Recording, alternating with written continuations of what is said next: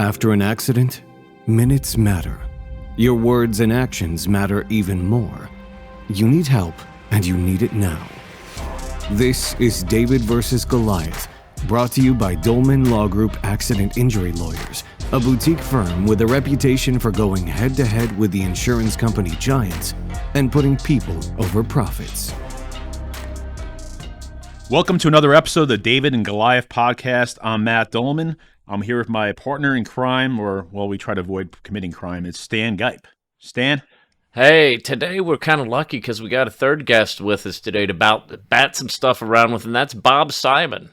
So Bob Simon comes from the Simon Law Group in Los Angeles, and I'm not here to, he can give himself a better introduction than I can, but I'm not even sure about that. I've done quite a bit of studying on Bob, and I've been following him on his podcast, Bourbon of Proof. I've seen him and followed him probably loosely for about 2 years now on Instagram. He's got a hell of a personality. He's different than pretty much any other lawyer I've ever dealt with before.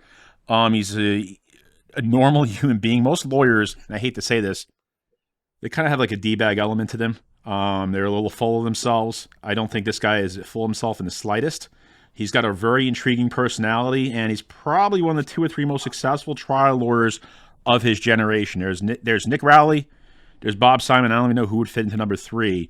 Bob's had a number of verdicts over $10 million in settlements as well. He's known throughout the country. His name comes up regularly in conversations with some of the best trial lawyers. They already know who he is, and I don't even know how much he knows about that. So I'll let Bob introduce himself, and then we're going to take it away. We have some interesting topics to cover today.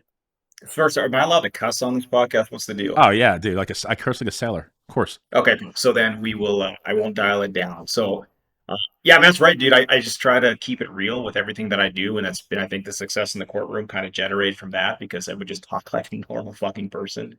So yeah, man, I started my firm with my twin brother back in 2009. It's just the 2 of us and our little brother. Now we have 70 plus employees. I got multiple offices in California, Texas, and we started a company called Justice HQ, which kind of does a mentorship on scale, and a lot of exciting things happening. So there are dude, I'm here to help answer questions and make this hopefully fun. Yeah, take us through. So you have like a collaborative effort with a number of younger lawyers or lawyers who are solo practitioners or those who may not have the financial resources that Simon Law Group has. How do you set it up? What are you looking for in terms of partnerships with other attorneys in the area and in terms of your colleagues? And what is Justice HQ? Is it just office sharing or? No, so everybody assumed that Justice HQ was just like a WeWork for lawyers, but it's like the office-based solution is probably the last part of the benefit of the membership people take advantage of. I mean, I predicted long before the pandemic that lawyers should have a higher quality of life. They should work virtually. They should just have a flex office space and share resources across the board, but be completely independent. So we started Justice HQ, and it's a membership base, and in exchange for their monthly membership fees, they get access to collaboration. We have virtual and in-person mentorship. We have a lot of big dogs like myself, Gary Dordick, the people from Trial by Human, like you've mentioned, that are members there. They do it virtually and in person. We do their media for them. We have a case exchange where people can send cases back and forth. We have their office space. They can have 24/7 access to any of the spaces, use the conference rooms. We have a podcast room. We have a mock courtroom.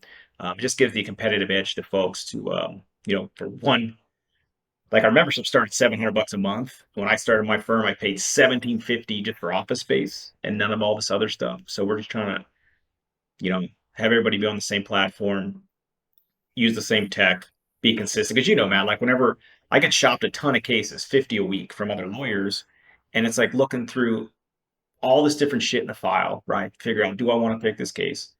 And then figure out, is it right for me? If it's not right for me, where does it go? So if everybody can be on the same platform, everybody consistent, that makes it a seamless process. So like at Justice HQ, I see cases where like they're bringing in a motion writing department for 5%. They're bringing someone to actually litigate and to take the depositions for a third. Then somebody's financing a case for 50% and being like the trial house, right? So you have like 5 or 6 firms on the same pleading, working together.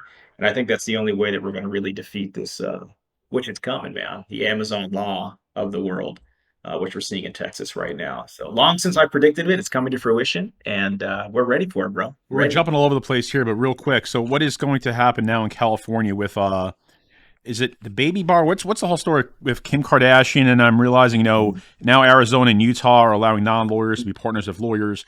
And what's next in California? I can tell you what's going to go on here in Florida. But what does the future of law look like in the next 5 years through the lens of Bob Simon? Yeah, dude. So I've long said that big tech will come in some form or fashion, and they'll do it under the guile of this is an efficiency win for consumers.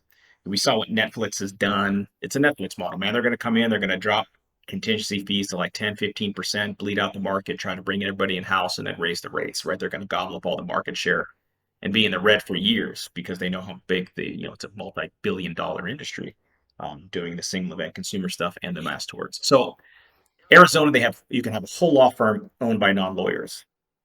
You can pay referral fees to non-lawyers. I mean, it's the wild, wild west. California right now, they're in the sandbox, the state bar, which I keep telling people to defund the state bar in California. It's fucking dumb. But they're allowing paraprofessionals, they call it. You get a certificate, you can practice essentially law, which is crazy to me. But look, it's going to come in some form or fashion. I predict in California 5 years from now, they're going to have billboards for Amazon Law. They're going to try to take a percentage of each case that comes to the door. Heck, it might be more efficient. It might be better for the consumer to see it, get access to it, and they can pair it right with a really good lawyer right away. But won't that work for estate planning, transactional law, corporate, but not so much for a single event where it involves heavy litigation? How do you replicate that in a mass model? So you can't. And that's the thing with the thing you need a license for is a lawyer, right? What do you need a license for? Take depositions, be in trial, like the FaceTime stuff, right? So I've always said that's insulate ourselves, the thing you need a license for. Can they automate contract writing? I mean, they probably can, right? There's AI out there that I've seen that can do it. Mhm. What about automating estate planning? Yeah, I've seen AI that can do it, right? Then you just need a lawyer to review it at the end and rubber stamp. Like I've seen AI that like Case Text use. I know the CEO of Case Text, and like they're using that to predict what motions you need with what case law and just drop it in. Like this shit is coming, man. It's real. But I think as lawyers, we got to be ahead of the technology. We got to be ahead of where this is going to go and insulate ourselves at the same time. So with Just HQ, it's like we have a case exchange where you can plug the cases into the experts, one-way portal in. So, hey, Amazon Law, you want to plug in these cases in infinite scale with lawyers that know what they're doing because every member has to be approved to come in or else they get fucking punted. They're all great lawyers. Plug it in, look to see who you like, negotiate your fee, sign your fee share agreement, have the client sign off you go, right? So that's where I think it's going to be in 5 years. Well, we already have some AI lawyers out there practicing law essentially, and I want to say their win rates are over 50%, even from an artificial intelligence standpoint, without having real people involved. It's simple warranty and breach of contract type of claims on small stuff, but it's already starting to kind of blur the lines of what is the practice of law. How much assistance can a computer or AI give a consumer without actually crossing that line? Yeah, and look, I mean, at the bare essence of what lawyers are is we resolve disputes. We get things handled, whether it's your personal injury, contracts, or real estate, whatever the fuck you're doing, right? Law right now, people are intimidated by the court system, filing fees, having access to the courts, and then getting drowned down by big law. I mean, they have infinite amounts of money to drown you out, expert costs, and all this. We've seen the decentralization of money, right? We've seen Bitcoin, cryptocurrency, and I think that it's going to come. People think it's scary, but the metaverse is going to decentralize the legal system as well. I said that people should be doing what I like to do, something called the meta court. People come and resolve their disputes for free. You just have one rule of law, and that's the rule of equity. You do what's fair. That's it. America can vote. You can live stream. It can be entertaining at the same time. But I think the law is going to be the ADR, the alternative dispute resolution things. I think a lot of people are going to be doing that for close to free and getting out of the court system to do it. It's going to be an opt-in. But I think that's what we're going to start seeing. And I've actually seen with IP or I think it's with websites, domain names and stuff, they actually have an opt-in kind of tribunal that decides for them now. But again, we're talking about some wild shit. We have a meta bus for the Bourbon of Proof Tour this week, and this is the shit they're going to be talking about. I mean, you're somewhat insulated. Not to say you're completely insulated, but you're reliant on the lawyers to bring you cases, but you're dealing with the biggest cases with the biggest amount of damages available, where the insurance company really, their only job in those type of cases is just to mitigate damages. I can't imagine those will ever go the form of alternative dispute resolution, or you'll ever see I don't think you'll ever see where a good portion of your practice goes that route. I think you're okay. But your normal attorney who markets through digital, we talked about this last night, how you're not reliant on Google. And I work with Tennessee Digital, and that was our discussion last night. How is this going to affect your normal lawyer who is at Justice HQ, the guy who gets cases off of either TV, radio, billboards, or another medium like digital? I think that's the market that'll get hurt the most if you have the non-lawyers coming in, because they're going to have. I mean, I see in every industry. My wife has a whole e-commerce business, skincare and supplements. And whenever you have companies like one of our competitors, AG Greens, and they had a $150 million raise, how the fuck are you going to compete with somebody that's spending $10 million a month simply in marketing, right? You can't, unless you have the money to do it. So when they come in, those are the people that are going to get hurt the most. That's why I created this whole Just HQ as an insulation for those folks, because if they are specialists in the litigation or estate planning or in trials, whatever specific vehicle they are, those are things you need a license for. Those are the people that these big marketers are going to look for to outsource and get a percentage of the fee from. Right. Understood. So a lot of members at Justice HQ, maybe about 10% of the members, the ones that do a lot of digital marketing, advertising, and then they kick the overflow to the other members. But most of the members pride themselves on being very good lawyers in their space. Sometimes it's pre-lit, sometimes it's litigation, sometimes it's trial, sometimes it's motion writing. But if you have specialists, if you specialize in something, I think that's where you're going to win. Won't pre-lit get kicked to the wayside, though? I think it may, but I still think that smartly, if you have Amazon Law, for instance, come in, wouldn't it make more sense for them to kick their cases to a bunch of pre-lit firms and take 10% and do it on mass volume? Yes. I mean, that would make sense to me. Yeah, right? Especially those firms are going to add a lot of value to the cases, 100%. Correct. And then it cuts their overhead too, man. I think law firms have a lot of fucking bloat on overhead. Like, we have 70 some employees and everybody's virtual. We come into the office space when we want to. We give everybody, the staff has every other Friday off completely, but we save them, home workstations. Lawyers got to learn to not have that trophy office space so much and just get ready for it. Plus, dude, I'm going to Europe for 2 months this summer with my wife and 2 kids. We have another kid on the way. I saw that, by the way. Congratulations. Thanks, man. We have a crazy story, which we don't need to share here. But anyway, you can practice law everywhere.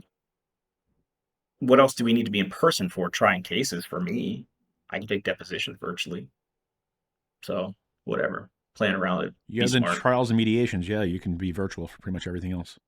I do all my mediations. I have one this afternoon, virtual. COVID has changed the entire universe anyway. Very few people will come to the office. No, you get very little stuff in the office these days. There's very little face-to-face. And for 90% of what we do, I feel like it's effective in the virtual world. I only come to the office to escape home. I love my wife, but I don't want to be around her 24/7. And she works for the firm. She's a trial lawyer. So the last thing I want to do is be around her all day at the house as well. And we have nothing to talk about. I can't even make up stuff that I did that day just to entertain her because she saw it. I sat there and did nothing, which is my office. Matt, I'll give you advice my dad gave me. Would you rather be happy or right? Happy. With your wife, would you rather be happy or right? Happy. That's why I give in on every argument. Yep, that's it. Unless it really matters to me, I'm giving in every single time. Yeah. And that's what we noticed since we started, March of 2020 with Just HQ having a few spaces open. Lawyers tend to come in just to have that social escape, that in-person collaboration, sometimes in-person meetings. And they've learned and adjusted, they work from home or float and go to other people's offices or do whatever. But that's what it is. I go in the offices once a week, maybe 2 times max, but it's to be in the mix, be social and stuff like that, and get out of the fucking house, right? Well, Bob, I can tell you, I didn't ever do any work on the defense side, okay? And I have muscled my way up the learning curve, through brute force, okay? There wasn't assistance. There wasn't this older partner that had a bunch of trials or anything like that, okay? The very first trial I ever saw was one where I was lead counsel. Yep, okay, same. And that's a tough way to move up the learning curve. It's slow. You learn from your mistakes, and you don't have anyone you can talk to that you truly trust and rely on and don't know, hey, are they just telling me 2/3 of the story so I will refer it over to them? Or are they trying to make it seem too difficult so they can milk it? And it's tough to get a feel for that system if you don't have people around you. So I see what you're doing being, invaluable to people who've got the skill set without the experience. My entire background is baptism by fire. To learn from someone else. It is, and I had the same. would like to tell you, it took me a few years to get where I was comfortably. This would accelerate anybody's career path. So, perfect example. So, Arsh Mampur, who's one of the most gifted trial lawyers ever, he had a $60 million verdict last week. 60. And this is like his 10th eight-figure verdict in the past 5 years. All single event stuff. So, right away, he's a member of Justice HQ. He sets up like how I did this, members only, to show them how he did everything.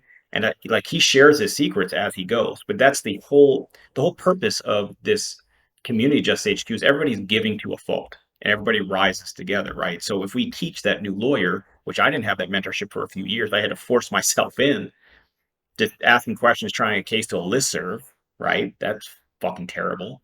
Well, you have to find that mentor to help guide your career. And if you could do mentorship on scale, which we're trying to do to help people, I mean, I probably do 5 or 6 Zoom calls a week with strangers about how I want to start my firm, what's the best path for you. But I truly believe that, like, dude, if I had that kind of help from Jump Street, I mean, I know what the fuck I was doing, trying to run a business, trying to try cases, trying to litigate cases and get cases. I mean, it was madness. And none of this they teach you in law school. No, and dude, I just spoke at Pepperdine, my law school I went to last week, and had this. I was like, you guys need to teach this course. They have you come back like once a year to talk about how to actually start your firm and make money. And I was like, this shouldn't be a 1.5 hour event for you 3Ls. This should be a class, you know? 100%.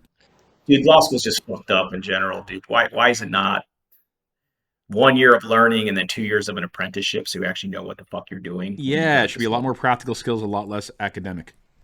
Yeah, because it wouldn't be as profitable for them, Matt. It wouldn't. No, of course. No, I remember when I got my bar license, I was finally an attorney, and I sat there and I was like, oh, this is scary. I don't know shit. You know, but I now have all this authority and everyone around me thinks I know it. So if I say it, it's the gospel, unless someone else knows more. Yes. Well, that's the whole thing is everybody, you don't know what you don't know. Most people, if you know a lawyer, they'll just ask you a question. If you answer it, they're like, that's the fucking answer. I mean, he's a lawyer, right? They don't know if that's your space, if you're a bankruptcy lawyer, they don't know how many years you've been practicing. And I told all these lawyers the same thing. They're like, what if I don't know the answer to this person that wants to hire me? I was like, who the fuck cares? Go ask somebody else, get the answer and tell them. Be their general counsel, whatever. Yeah, his perception is reality. Act as if. That's right. Yeah. You should put that on a t-shirt, dude. I like that. Act as if?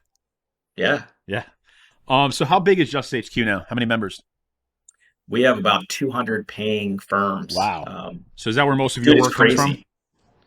What's that? Is that where most of the trial work comes from, is through members of Justice HQ? No, I mean, I do get a lot of trial work for my firm through Justice HQ. I'm known to, because I try a ton of spine cases. So people know anytime there's fusion up, they consult me, and if I like it, we run it together. I get a lot of business as we only let so many of the, premier member mentors into like my firm pays $20,000 a month to have access. The big dogs pay $20,000 a month because one, it's solving our office-based solutions like me, Gary Dordick, Brett Sachs, Singleton Schreiber, and Chris Dolman, right?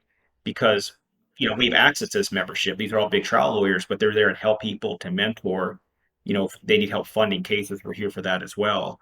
But the goal is to have, I have a target on my back because a lot of these big firms are pissed that their associates are leaving to start their own firm.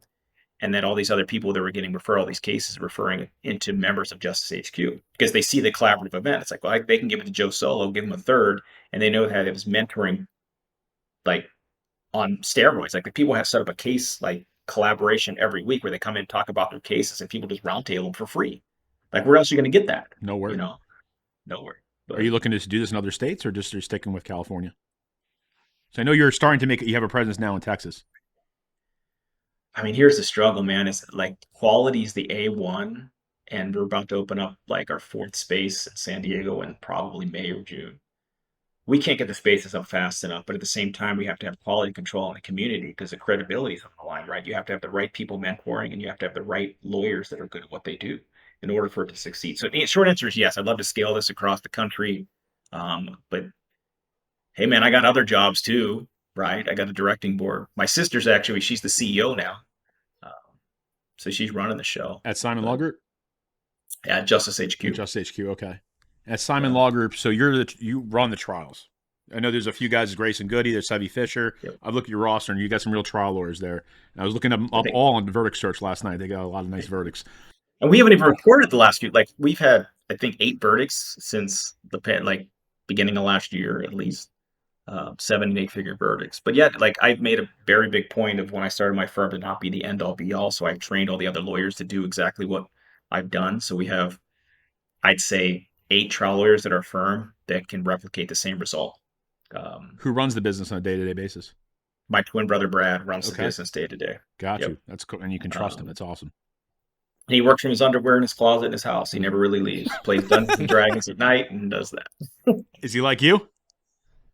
He's not a Brad. When we were identical twins, we were very alike, but he's at the same time much more private, likes to be behind the curtain.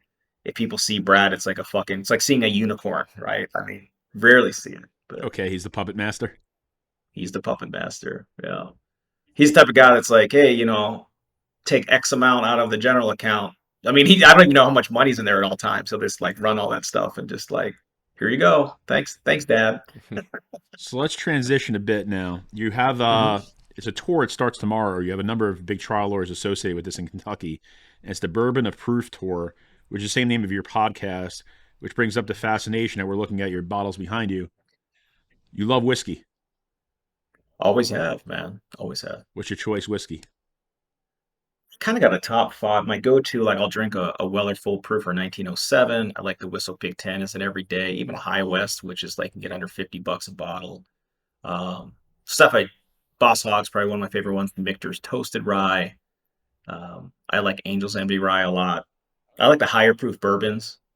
But I mean, the reason we've been drinking whiskey since we were kids, and my Irish side of my family is very big.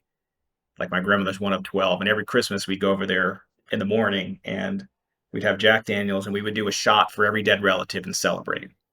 You got 12 siblings and you come from a big Irish family, that's a lot of fucking people. And I remember like we would play the game of who's the least drunk to drive to my other grandparents' house. And this is when we were like 14, 15. So it was me, my brothers, and my dad. And we all work at the firm now, by the way. My dad's going to Kentucky with us.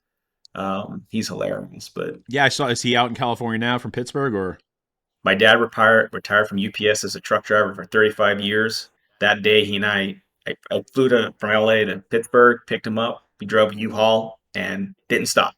And he lived with me for 6 months, and then he's off on his own. But he's like, "Fuck this, I'm out of here." Pretty cool. Yeah, I saw him on your social media profile. He's hilarious, dude. I spend almost every day with my dad. Yeah, see where that comes from. That's cool. I'm best friends with my father. What's the next step with Justice HQ? What's the next step of your career? The next step is, for the first time, we're going to start allowing non-members to send cases into the case exchange or the marketplace. I'd like to be able to put up other locations, not only within California, but outwards as well. And it's funny, I mean, Matt, with your like other people reaching out to me nationally that just have a huge interest. And one of the biggest things is these, outside money. I have a very big philosophy in life, never to take outside money or control. I mean, it's just always how I've operated. I came from nothing and I'll leave with nothing if I have to, but I don't want to be beholden to somebody else. So I'd like to scale Justice HQ strategically, smartly, work with our board and my sisters who run the company, and have the biggest, it's membership based, it's not a law firm, but it'd be like the biggest a la carte collective alliance of lawyers that the world has ever seen. That's pretty cool. I dig this. This is completely different than anything else I've ever seen. No, it's interesting. When I started looking into it, Matt said, hey, look at what this guy's doing. I started going a little deeper, and, it's a completely different take on the practice. And when you're looking from the inside out, I'm sitting here going, my God, look at all the advantages you have as a practitioner being involved with something like this, especially on the lower end practitioners where you haven't been through it, you haven't seen it, you haven't really been punched in the face and had to respond yet to stuff. You haven't had something explode on you in trial and go the other way than you thought it was. The test, what do you do? How do you handle it when that happens? And, to have that resource there as a young attorney, you don't get it without either giving up basically all your cases or all your money. When you find, I found some amazing trial lawyers because I see it. They're willing to take 10, 20% to try a case because their overhead's so low. Okay, I'll come in and do this with you. You just have to pay 50, 60% for that. But you don't, and why should you, right? If this is all the piece that you need, sometimes you need just to win an MSJ to carry it. So why do you need XYZ to have that happen?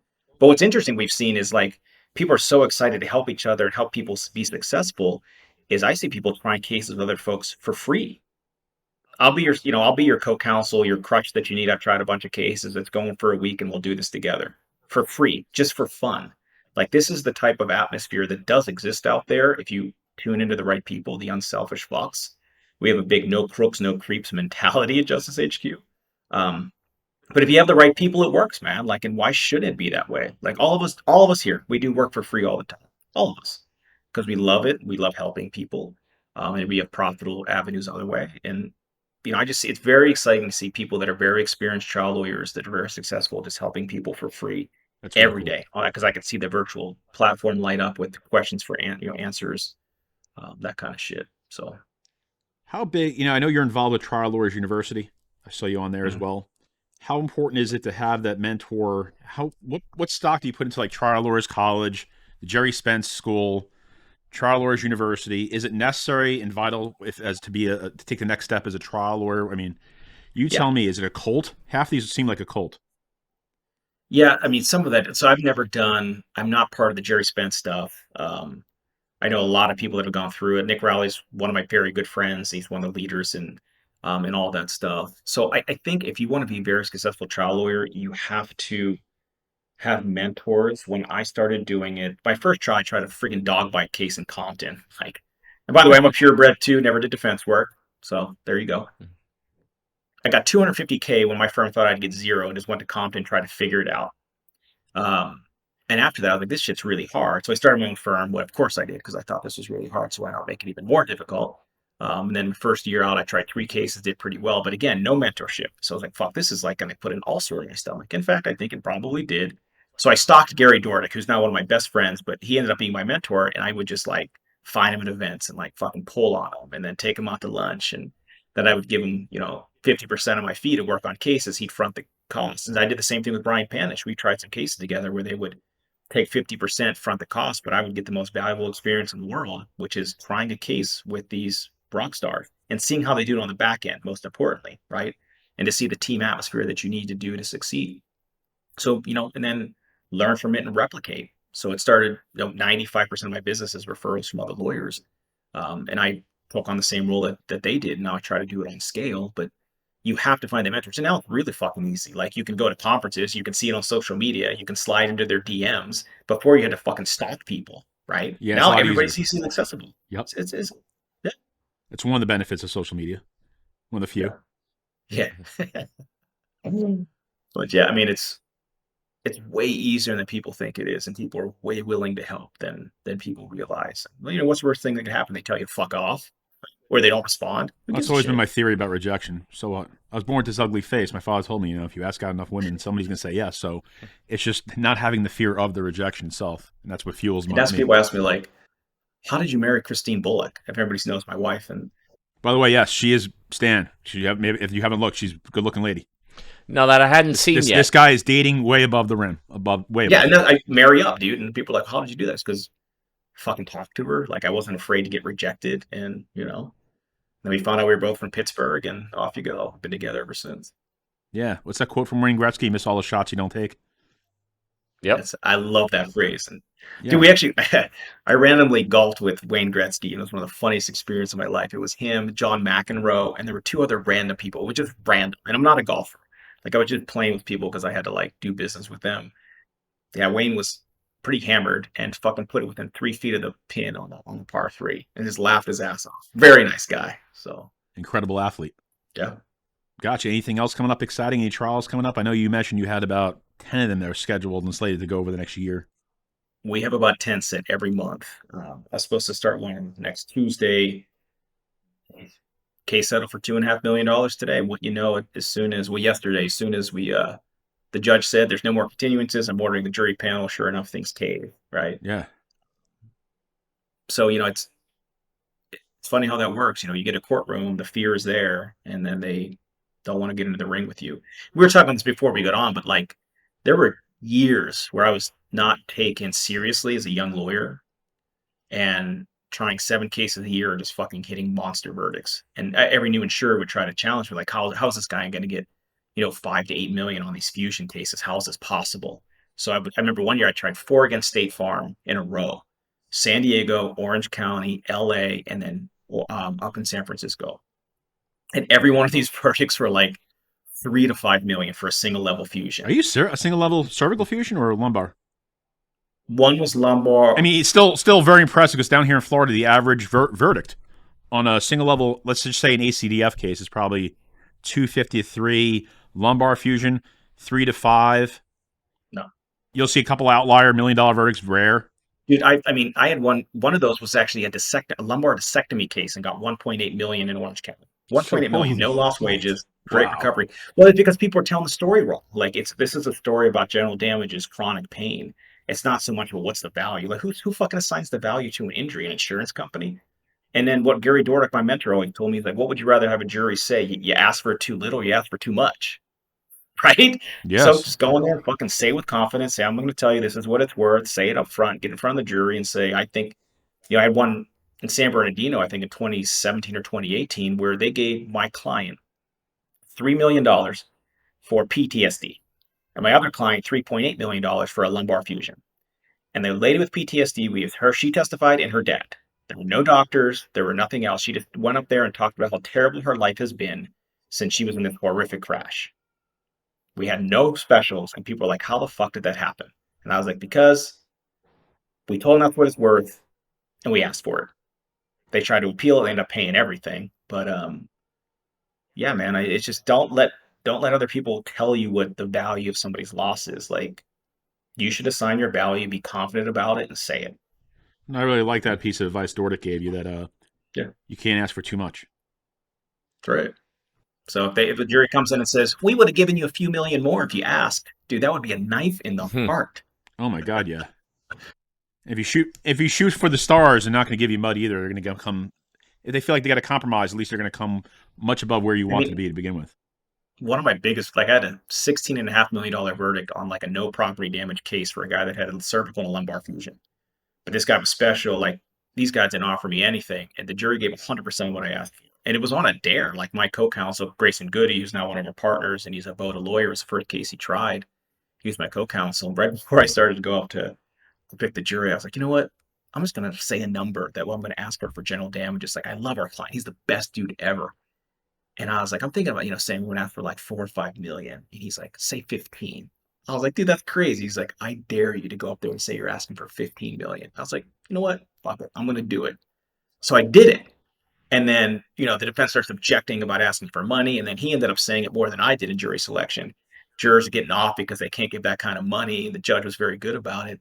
And the jury gave 100%. They gave 15 million for pain and suffering. Wow. And they gave the rest for specials. Yeah. 100% paid, by the way. That was another one of those State Farm ones. In those fusion cases, are you reliant on life care plans, or how do you justify how much those damages are worth over the remainder of their life? You just say it, man. Like, I use a pretty good analogy. I usually, whatever venue I'm in, I pick whatever famous athletes there that they may not know about that signed a big contract.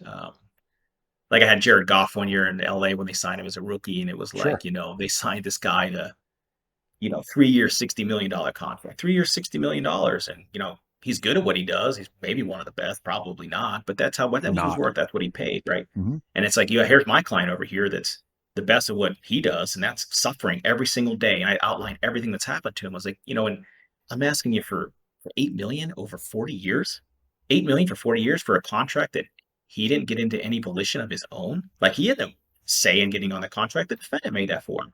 So this guy's living in chronic pain, and all I'm asking you for is a reasonable amount for a lifetime of pain. And it got to be fair today, tomorrow, 30 years from now, 40 years from now, right? So the biggest number is always the future pain and suffering. And I usually go over milestones about, like, what's real for you, like walking your daughter down the aisle. What's it going to be like using a cane? What's going to be like having to sit down, not taking that first dance, or popping a Vicodin, right? Or using getting your leads put in, your spinal cord stimulator so you can stand going on vacation with your grandkids. But it's all general damages, in my opinion. Makes sense. I like it. Yeah. So you open a collaborative efforts throughout the country? That's the whole point of what I'd like to do, man. So I know I broached the subject for both those that are going to listen to this, and there's going to be quite a few. Are you willing to come into, like, Florida, for instance, if one of my colleagues has a big case, or in Colorado or Georgia or New York, and go try a case? Yeah, and I've had I'm licensed California and Texas, but I've had pro honk situations in other states. I had a trial in Iowa. Nick Rowley and I actually started a trial in Iowa, the wrongful death one in the summer. They settled right before we were picking a jury in a gymnasium, which was cool. But yeah, we had different errors in a wrongful death case. But yeah, I have a few cases in like the Dakotas. I'm from Pennsylvania originally, so I get cases there and here and there. But yeah, 100% open to it. So I always say there's a lot of lawyers out there that can. Stan, for instance, is a phenomenal lawyer. He's board certified here in the state of Florida, and he's tried some big cases. There's certain lawyers who can try a case, who could try even a spine case. There's fewer that can try the catastrophic injury case that have swam in those seas before. And if you're doing it for the first time, it's very, very difficult. If you don't have the financial resource, it becomes almost impossible. You don't know what you don't know. Exactly. And I think that the easier cases to try are those catastrophic injury. I mean, right? I mean, everything's there is done for you. The harder cases to try, but I think the most profitable ones are those which I've made a living off of, just those single event fusion cases where maybe the impact's not too big. Well, shit, you're hitting them out for millions of dollars. Over here in Florida, that's an anomaly. And now they're settling for those. I mean, these cases that people are like, how did you get $3 million on a cervical fusion settlement, right? Or an open policy here. Well, that's because they've seen the results that we have. They see the writing on the wall, and it starts with preparation. Take Stan and I through that real quick. So in Florida, and I don't want to bore you with the litany of how bad faith works here, but generally you got to put the insurance company on notice, send a demand, give them a chance to make an articulable decision about what the case is worth, and then if they don't act reasonably in lieu of what you've presented to them and what they could have learned through their own due diligence, then you have a bad faith case and you've opened the policy, so to speak. How does that work in California? Same. It's the same general concept. There's this, subsequent lawsuit. If you have to get the verdict, you can then get assignment of rights, different things. Yep. You can litigate a bad faith case. And I've had a few of those, but like a lot of big verdicts I've had are all over policy, but they pay them right away because we pepper the file so hard about policy limit demands, blah, blah, blah. And now it's come to the point where we're settling a lot of cases for millions over policy limits. Other lawyers that brought us in after they opened up the policy because they see the writing on the wall, because that's a double threat. Like, I think those are the easiest cases to get compensated on, because the insurer don't want to fuck around with the bad faith case where they get hit for punitive damages. They don't. No. So if the policy is definitely open and there's a big enough injury, and they're like, shit, we could probably get hit for $2 or $3 million from the Astoundingly Law Group for this verdict, but then we can look at punitive damages and our insurer suing us as well. They're like, fuck that. Here's, take 3 right now. Yeah, makes sense. Yeah. Stan, you got any questions? No, I've been kind of soaking it all up. It's it's interesting to hear. It's like you think of stuff and you know it, but then when you hear other people say it, a lot of times it's kind of inspiring. Because we try to do the same thing down here. It's trying to develop that reputation so that when they see you, they know it's going to be the same thing they got last time. I will tell you one thing that I think resonated. I heard you say it in one of the blogs or podcasts you had when I was looking at your site was, success requires a great partner, that you're not going to do it alone. And Matt and I are new partners after a year, and I can tell you, what I've noticed now in changing partnerships is, man, it opened a lot of doors. It's opened a lot of things. And I didn't realize what I was lacking in my prior partnership until I got into this. And I'm guessing what you're doing with Justice HQ is essentially being that great partner for new attorneys who are kind of out there on their own. Correct. And it's being that great partner, again, partnership on a scale, with picking your partner for what you need. Maybe you need to partner with this person on this specific thing. And like I teach this to everybody, it's like, you should only be doing in your practice or your business what you love to do. All the other things you can do, you can find a partner to do it or outsource it, or you can find somebody who doesn't necessarily have to be a lawyer or a partner to do that type of work you don't want to do. There's just different opportunities. And if people lawyers have to stop thinking just so linear about litigating or trying cases. If you want to make a lot of money in this industry and get wealthy, you have to think about things from a business perspective. Like at Justice HQ, we have a whole channel for entrepreneurism. Like, I'm also in YPO, and there's a whole bunch of stuff about entrepreneurism right there too. So if you can get into these circles where people are talking about different philosophies, being inspired a different way, and really making yourself the dumbest person in the room that you're in and learning from it, it goes a long way. That's why I really like doing podcasts like this and listening to other people, how they've done it, and then learning from it. Like, I don't really watch a lot of TV. I binge watch shows at night with my wife here and there, but usually just like listening to like podcasts, ones like these, ones like How I Built This by Guy Raz, just to understand how to continually doing the cycle, doing it more efficiently, and having high quality life. But if you partner right and you outsource right, you can be never not working, but never actually work at the same time, if that makes sense. This has been the most interesting podcast we've ever done. Yeah, I agree. I don't think you got anything from us, but we didn't have. Oh, by the way, is that move over a little bit to your right? Go to your right, or well, now I can see. Is that spine or is that a spine model? Or is that an interesting bottle of liquor?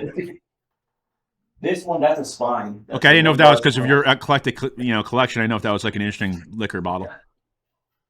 This was my spy model I used for a lot of the trial. I actually, when I was trying a case in Arizona, because like I prolonged in there in a federal case, and the federal judge actually called me Dr. Simon a few times. Then she corrected herself because I go up and explain things to the jury because I know this stuff so well. Yeah. But I like to use it, and I have my little logo on here to sell the jurors if they want to send it back to the jury room. Go for it. Nice, nice.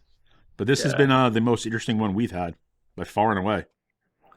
Stan? Absolutely. I learned more during this podcast, I think, than we gave out. It's been fantastic. Anytime. Yeah, and I'm happy to, I like being in like these, have a few sips of whiskey with your friends, get in a group of 10 and just spitball shit. That's like my favorite thing in life. Put on a ball game, talk about things, the things that you learn from people in other industries and different aspects of law. Man, it is fucking cool. And you can realize how you can make a lot more mailbox money and do things smartly just with strategic partnerships. We have very similar mentality, so Stan. Like, I don't give a fuck, dude. I don't want to do any digital marketing. I don't want to do any intake. I don't want to do any pre-lit. None of that shit. Right? Yeah, that's awesome. You love to do that stuff. So it's different. You've attained that level now to get that work too. That's pretty cool. Yeah. How do folks get a hold of you? Let's start with this. How do consumers get a hold of you off the bat? And then how do attorneys and potential colleagues get a hold of you in California and nationwide if they A, need you on a big case, they want to co-counsel, or B, want to join the collaborative effort at Justice HQ and stop trying to do this all on their own and banging their head against the wall and having real trial lawyers, top-notch guys help them out. I'm sure you share forums, pleadings, and everything else. So why wouldn't a young lawyer do this? And then how they get a hold of you? Easiest way is actually to slide into my DMs and actually put my handle on Instagram at Planet Funbob up on the recording if you're watching it online. If you're listening, you could just text me 310-866-7497, robert@justiceteam.com. So robert@justiceteam.com. Very easy to remember. Any of that stuff, like you get a hold of me and I'll, make sure that you get taken care of one way or another. And look, a lot of these, one of the reasons we created also Justice HQ, sometimes those cases don't fit our threshold to take or they're outside our wheelhouse. And that's why I have a push button to the rest of the membership so that everybody can be taken care of. Cool. Well, if you need if anyone needs more information on how to get a hold of Bob Simon and the Simon Law Group, feel free to drop me a line, Matt at Dolman Law, DOLMAN, law.com. Call us anytime, toll free 833-55-CRASH. This includes another episode of the David vs. Goliath podcast. Bob Simon, it's been a real true pleasure to have you on because most lawyers are stuffy assholes, D-bags. There's a few cool people. I hope that I consider myself one of those individuals. I definitely consider you one of those individuals. And this has just been a really, really, this has been a great opportunity. Well, thanks for having me on. And guy, I just want to let you know that D-bag is a very underused and well-appreciated term of mine. So we got to bring that back. D-bag. Yeah, I usually say douchebag, but I'm avoiding that on just trying to be a little bit more professional, a little bit more buttoned up, so I'm cursing, but not too badly. So yeah, D-bag. Just most lawyers are just stuffy, and they're not people you want to hang out with on the weekend. Nah, dude. And that's why I wanted to create this, high-level membership of people that you want to avoid. They're out. So whatever. But yeah, my fantasy baseball team name, my fantasy baseball league name is the Douche Caboose League. It has been going for 20 years. So really love it. Yeah. And when are you and the wife expecting? August. So we'll be having our third daughter in August. Girl dad times 3. So now it goes from man D to zone D. Well, we're gonna do the offset 2-1 inspired by Don Chaney's Temple defense. The offset of course. Yeah. So wait, if you're having from that area, you're from Pittsburgh, but the whole Philly area is Temple, Villanova, LaSalle. There's some good basketball out there in Pennsylvania. If you're having the baby in August, when are you going to Europe for 2 months? We're going from mid-May to mid-July and then coming back. That's actually Gary Dornick, one of my mentors, his daughter's getting married in Florence, so we're going over for the wedding and just staying for a long time. Pretty cool. It was a That's great awesome. trip. Yeah. Well, appreciate Fucking dude, having like you, it man. was always a dream of ours, so why not just do it? Like, whatever. To take advantage anytime you can travel, man. That's right. There's one regret I have is I never did the study abroad. Well, we didn't have money to do that, Matt. I mean, I had to work all the way through everything. So those kids that studied abroad, I thought were always behind because they weren't making the connections they needed to make. They were fucking around. Agree with you. I mean, I grew up without a pot to piss in or a window to throw it out of. But yeah, if I wish I had those opportunities, though, because you never get that back. Yeah, bro. Well, I appreciate you guys. Looking forward to helping people out on scale. And Matt, can't wait to see you guys. If you're coming in for fights, whatever you're coming to California for, man, it's hang. Let's do it. I'm game. Yeah, bro. All right, now I'll be on the next Bourbon of Proof Tour. Yeah, bro. Take care, guys. See Have you. a good one. Bye now. This episode of David vs. Goliath is over, but your journey is just getting started. To share your story with us, visit dolmanlaw.com. That's DOLMAN law.com, or call 866-965-6242.